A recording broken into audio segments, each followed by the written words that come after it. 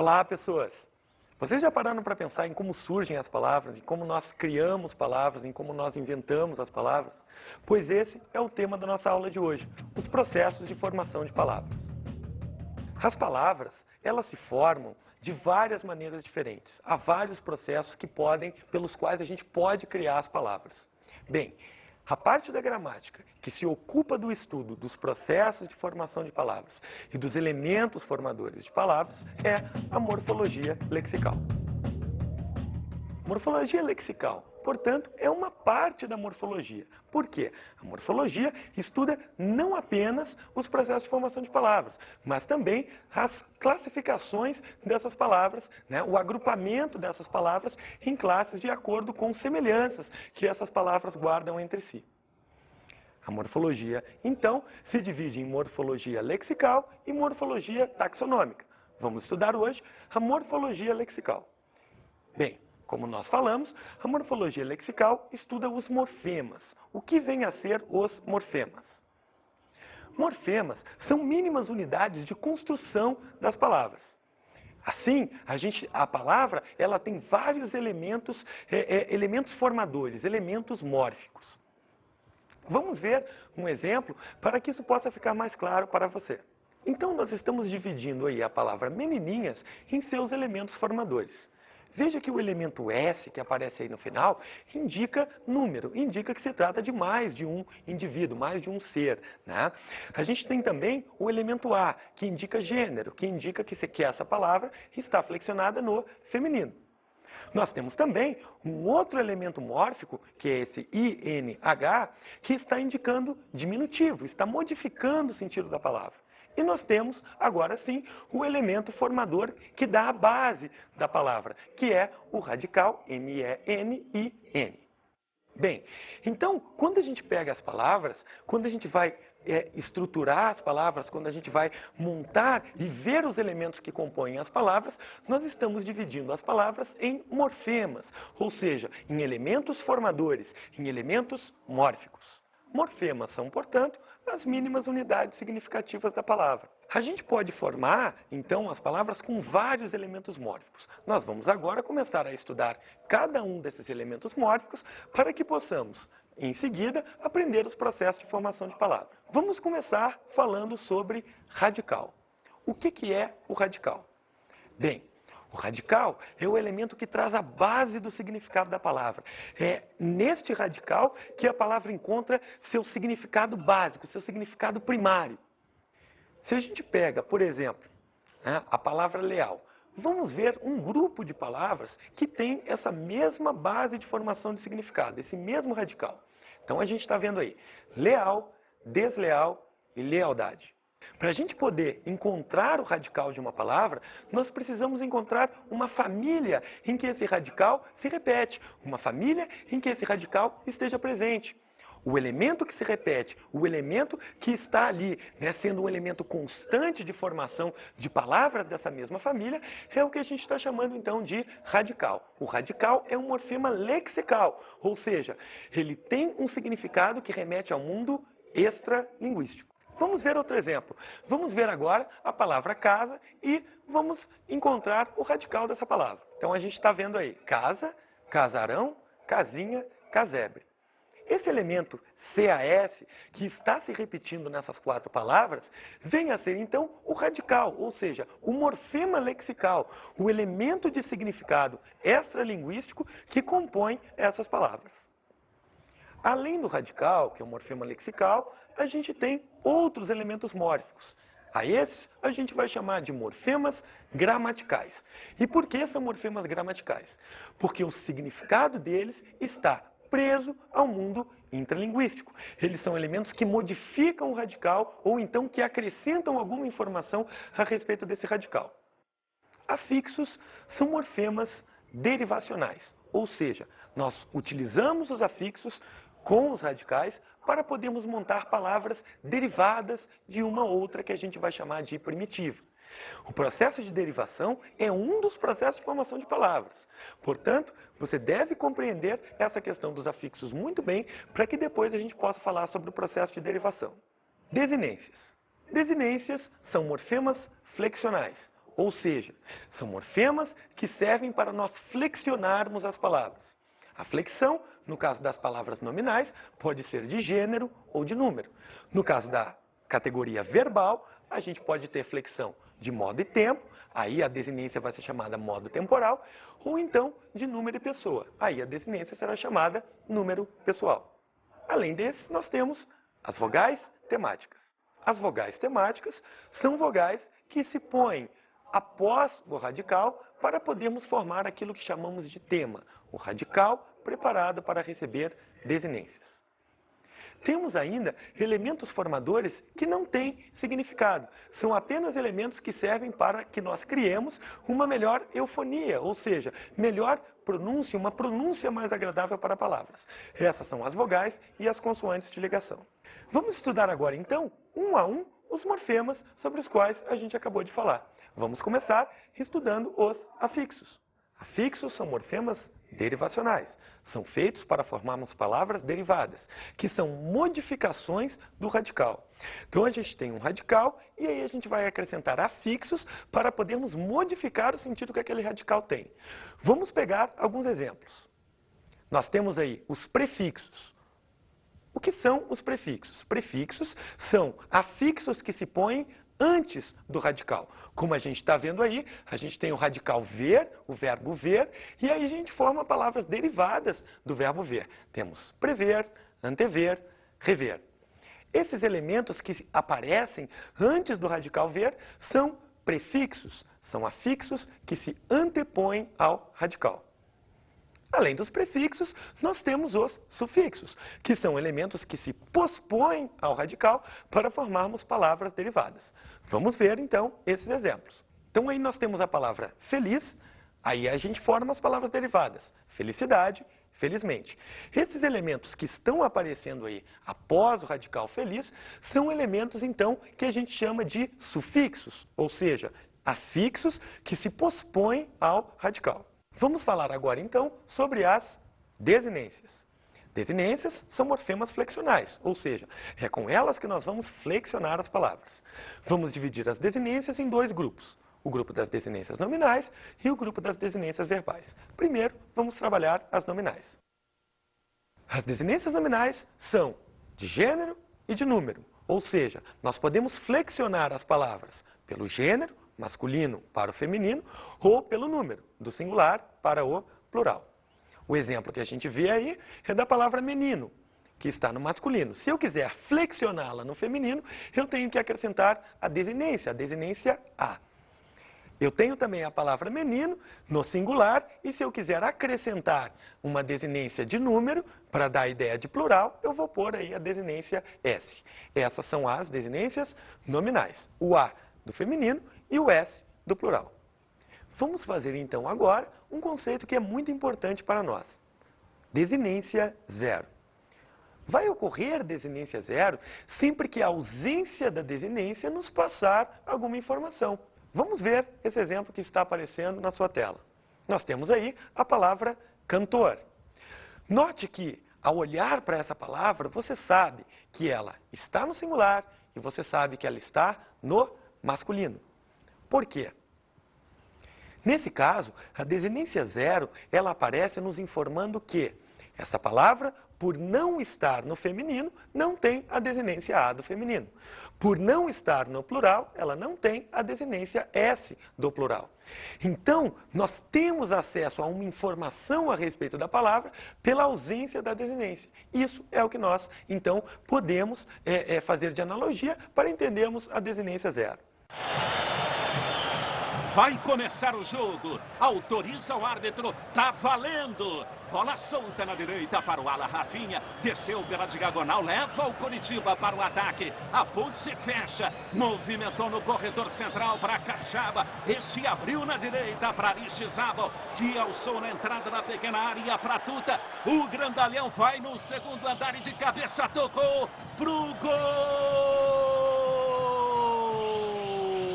É do Coritiba. Coritiba, é do Coxa, Tuta, coloca lá dentro no fundo do gol, tá na rede, no fundo do gol e faz. Coritiba 1, Ponte Preta 0. O detalhe, você viu de perto, me conta, garotinho. Vai começar o jogo, autoriza o árbitro, tá valendo. Bola solta na direita para o Ala Rafinha, desceu pela diagonal, leva o Coritiba para o ataque. A Ponte Preta se fecha, movimentou no corredor central para Capixaba, este abriu na direita para Aristizábal, que alçou na entrada da pequena área para Tuta. O grandalhão vai no segundo andar e de cabeça tocou pro gol. É do Coritiba, é do Coxa. Tuta coloca lá dentro no fundo do gol, tá na rede, no fundo do gol, e faz Coritiba 1, Ponte Preta 0. O detalhe você viu de perto, me conta, garotinho. E aí, percebeu alguma coisa estranha nessa narração? Quer dizer, no primeiro lance, a gente tinha um homem narrando o jogo de futebol, mas ninguém parou para pensar que havia um homem narrando o jogo de futebol. No outro caso, a gente tinha uma mulher narrando o mesmo lance. Ora, é exatamente isso que a gente pode falar, essa analogia que a gente pode fazer entre a desinência e essa narração. O feminino é que é o gênero marcado pela desinência. O masculino não apresenta a desinência. Quando, então, a gente ouve uma mulher narrando esse lance, o jogo fica em segundo plano. Por quê? Porque nós passamos a associar aquela narração à voz feminina. Vamos falar agora de outro tipo de desinência, as desinências verbais. As desinências verbais são divididas em dois grupos, as desinências modo-temporais e as desinências número-pessoais. As desinências modo-temporais indicam modo e tempo. Modo, indicativo, subjuntivo e imperativo. Tempo, presente, pretérito, futuro. As desinências número-pessoais indicam número, singular, plural, e pessoa, primeira, segunda e terceira. Quem fala, com quem se fala e de quem se fala. Vamos então ver alguns exemplos de flexões do verbo para nós podermos fazer análise dessas desinências. Você está vendo aí no primeiro exemplo, se nós cantássemos. Nesse caso aí, nós temos o MOS. Esse elemento aí indica a primeira pessoa do plural, nós. Perceba que esse elemento não vai aparecer em nenhuma outra conjugação. Eu vou conjugar o tempo. Se eu cantasse, se tu cantasses, se ele cantasse, se nós cantássemos. Esse MOS é característico da primeira pessoa do plural, nós. É, portanto, uma desinência número pessoal. Quando eu analiso o elemento SSE que aparece aí, a gente observa que ele se repete ao longo da conjugação do pretérito imperfeito do subjuntivo. Se eu cantasse, se tu cantasses, se ele cantasse, e por aí vai. Esse SSE é a desinência modo temporal do pretérito imperfeito do subjuntivo. Vamos passar para outro exemplo. Se tu venderes. Nesse caso aí, nós temos o elemento ES, que caracteriza a segunda pessoa do singular, é, portanto, uma desinência número pessoal. E o elemento R, que caracteriza o futuro do subjuntivo, é, portanto, uma desinência modo temporal. Vamos passar para um outro exemplo. Ele partira. Nesse caso aí, nós temos o RA, que é o elemento característico do pretérito mais que perfeito do indicativo. É uma desinência modo temporal. Agora, você deve estar se perguntando, onde está a desinência número pessoal nesse caso? Não é obrigatório que a desinência número pessoal, ou até mesmo que a modo temporal, apareça em todos os casos. Muitas vezes, o que nós encontramos é a desinência zero número pessoal. Veja, por exemplo, quando eu digo nós partíramos, você sabe que o sujeito é nós, independentemente de eu dizê-lo ou não. Partíramos, por causa do elemento MOS, só pode estar na primeira pessoa do plural. Agora, quando eu digo partira, tanto pode ser a primeira pessoa do singular, eu partira, ou então a terceira pessoa do singular, ele partira, porque aí ocorre desinência zero número pessoal. Vamos falar agora das vogais temáticas. As vogais temáticas também podem ser nominais e verbais. As vogais temáticas nominais são aquelas vogais A, E e O quando aparecem após o radical, fechando o radical para que o radical possa receber as desinências. Vamos ver alguns exemplos. Nós temos aí pedra, inteligente, carro. Veja que esse A que aparece não é uma desinência de feminino, né? Porque nós não temos uma flexão do masculino para o feminino. Esse A que aparece aí fecha o radical PEDR, que aparece em pedrinha, pedregulho e se repete ao longo dessa família. No outro exemplo, nós temos inteligente, e esse E que aparece aí é uma vogal temática nominal também. Temos inteligentíssimo, esse E que aparece é para fechar o radical da palavra. No outro exemplo, nós temos a palavra carro. E esse O que aparece aí também é uma vogal temática nominal. Vamos passar agora para as vogais temáticas verbais. As vogais temáticas verbais são 3. A, E e I. Elas indicam a que conjugação o verbo pertence. Por exemplo, no verbo cantar, nós temos a vogal temática A. O verbo pertence à primeira conjugação, aquela dos verbos terminados em AR. Cantar, matar, sonhar. No caso do verbo vender, nós temos a vogal temática E, que é a característica da segunda conjugação. No caso do verbo partir, nós temos a vogal temática I. E o verbo pôr? Você deve estar se perguntando. O verbo pôr não termina em OR, por que não há uma vogal temática verbal O? O verbo pôr e seus derivados pertencem à segunda conjugação, aquela dos verbos terminados em ER. Por que isso? O verbo pôr vem do latim, ponere. Quando veio para o português, veio como poer. Essa vogal E desapareceu com o tempo. Mas nós podemos encontrá-la ainda quando conjugamos o verbo. Vamos ver esses exemplos. Puséssemos. Note que a vogal temática E aparece antes da desinência SSE, que é a desinência modo temporal do pretérito imperfeito do subjuntivo. Então, o tema dessa conjugação, né, o tema desse tempo aí é pus, o radical, mais a vogal temática E, que aparece logo em seguida. Vamos falar agora de outros morfemas, as vogais e as consoantes de ligação. Elas aparecem aí para vocês, né, nos seguintes exemplos. Veja, gasômetro. Para poder ligar o radical gás ao radical metro, nós precisamos de uma vogal que estabeleça uma melhor pronúncia para esse conjunto. E aí nós fazemos uso de uma vogal de ligação. A consoante de ligação também se destina ao mesmo fim. Eu tenho o radical chá, eu tenho o sufixo eira e, na hora de eu formar a palavra chaleira, eu vou fazer uso de uma consoante de ligação.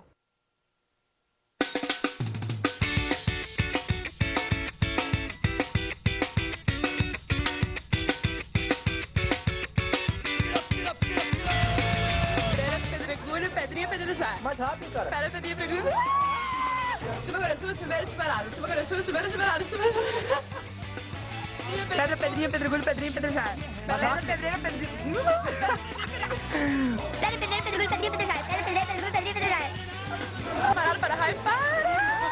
Para, dentro, para, raio. Para, parado, para dentro, para raio. Para, parado, para dentro, para raio. Para, parado, para dentro, para raio. Para, parado, para dentro, para raio. Vamos, moleque, para. Para, parada, paradeiro, para raio. Forma, formado, formal, formação, formalista. Fechou. Aê. Uhul. Vamos agora começar a estudar os processos de formação de palavras. O primeiro que a gente vai ver é o processo de composição. O que vem a ser a composição? A composição é um processo por meio do qual nós unimos radicais para formarmos palavras compostas. Há dois tipos básicos de composição. A composição por aglutinação é aquela da qual nós vamos nos ocupar agora. Composição por aglutinação. Nós temos aí os exemplos. Água mais ardente, formando a palavra aguardente. O que vem a ser, então, a composição por aglutinação? A composição por aglutinação acontece sempre que ocorre perda de elementos fonéticos dos termos que estão formando a palavra composta. No caso aí, nós temos água ardente, houve a perda de um fonema. E isso já serve para que nós digamos que o processo de composição é feito por aglutinação. Vejamos aí, então, um outro exemplo. Em boa hora, vai formar a palavra composta por aglutinação, embora. Um outro tipo de composição que também acontece é a composição por justaposição, que é aquela em que nós não temos perda de elementos fonéticos da palavra. Vamos ver alguns exemplos. Passa mais tempo, formando a palavra composta passa-tempo. Veja que não houve perda de nenhum dos elementos, de nenhum dos radicais, né? Vamos ver outro exemplo. Guarda mais chuva, formando a palavra composta guarda-chuva. Também uma palavra formada por composição, né? E nessa composição não houve perda de elementos fonéticos de nenhum dos elementos componentes. Vamos falar agora dos processos de derivação. Os processos de derivação, como a gente falou quando a gente citou os morfemas derivacionais, estão ligados aos afixos. Derivação prefixal é aquela que nós fazemos pelo acréscimo de prefixos. Nós temos aí leal, radical, agora eu vou acrescentar o prefixo desleal. Temos também um outro exemplo, infeliz, né? Nós temos radical feliz, acrescido aí do prefixo in, derivação prefixal. São, portanto, palavras derivadas por prefixação. Um outro tipo de derivação é a derivação por sufixação. Vamos ver exemplos. Nós temos aí lealdade, radical leal, mais sufixo dade, e nós temos felizmente, radical feliz, mais sufixo mente. Portanto, são palavras formadas por sufixação, derivadas por sufixação, acréscimo de sufixo. Há também a derivação prefixal e sufixal. Vamos ver exemplos. Nós temos deslealdade e infelizmente. São palavras formadas pelos dois processos anteriores, né? Tanto pela prefixação quanto pela sufixação. Vamos falar agora de um outro processo de formação de palavras por derivação, que é a parassíntese. Vejamos exemplos. Nós temos em mais tarde, mais e ser, formando a palavra entardecer, derivada por parassíntese. Olha, como se dá a parassíntese? Pelo acréscimo simultâneo de prefixo e sufixo. Mas aí você me pergunta, mas não é igual a derivação prefixal e sufixal? Não, porque no caso da derivação prefixal e sufixal, o acréscimo não precisa ser simultâneo. Veja que eu posso formar felizmente e depois posso formar infelizmente. Agora, no caso de entardecer, se o acréscimo de prefixo e sufixo não for simultâneo, a palavra não vai ocorrer. Vamos agora passar para um outro processo de derivação, que é a derivação regressiva ou deverbal.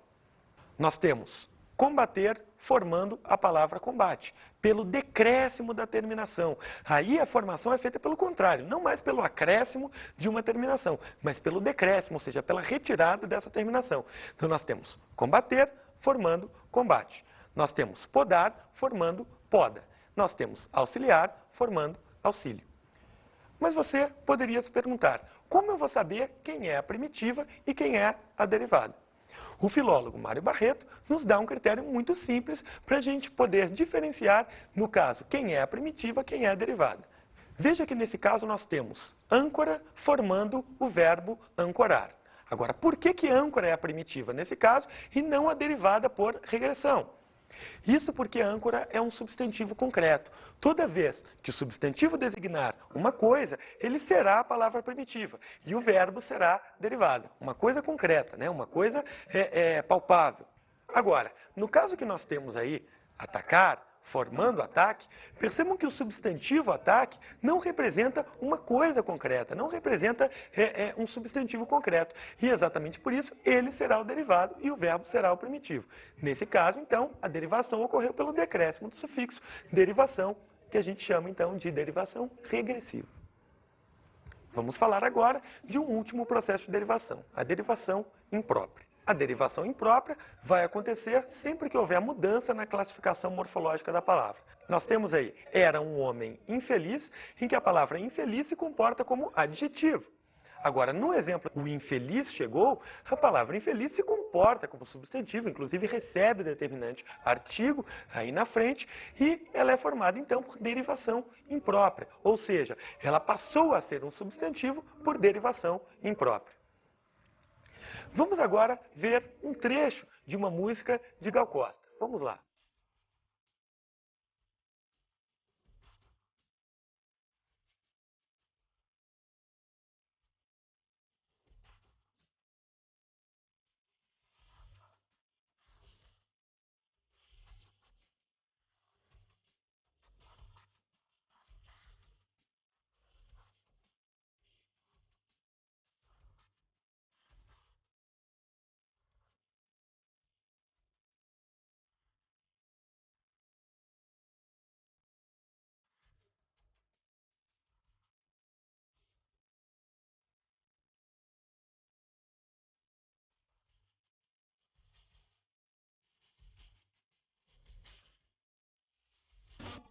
Nesse trecho, aí, nós temos algumas palavras que a gente pode analisar. Vamos ver. Cabelo é a palavra primitiva. Cabeleira e cabeluda são palavras derivadas por sufixação. Descabelada, palavra formada por parassíntese. Vamos ver agora as nossas dicas de estudo.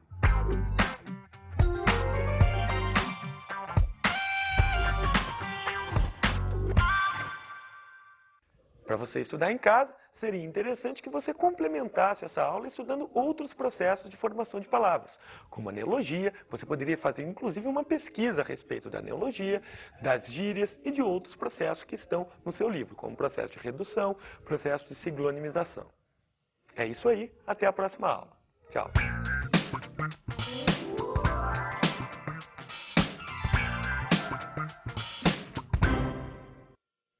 Vimos também a derivação de palavras.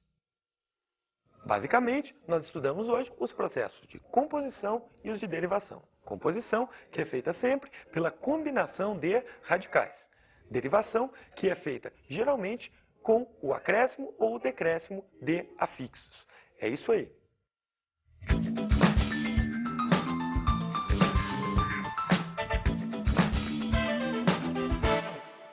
Seria bom que, nesse caso do estudo dos processos de formação de palavras, o professor orientasse os alunos a fazerem uma pesquisa. Pode dividir os alunos em grupo, né? Alguns alunos vão ficar com o processo de composição, outros vão ficar com o processo de derivação. E é bem interessante trabalhar mais com a parte dos processos que não são geralmente muito abordados, como o processo de neologia, como as gírias, como a redução e a simplificação de vocábulos e a sincronização. Fica aí a mensagem. Até a próxima. Tchau.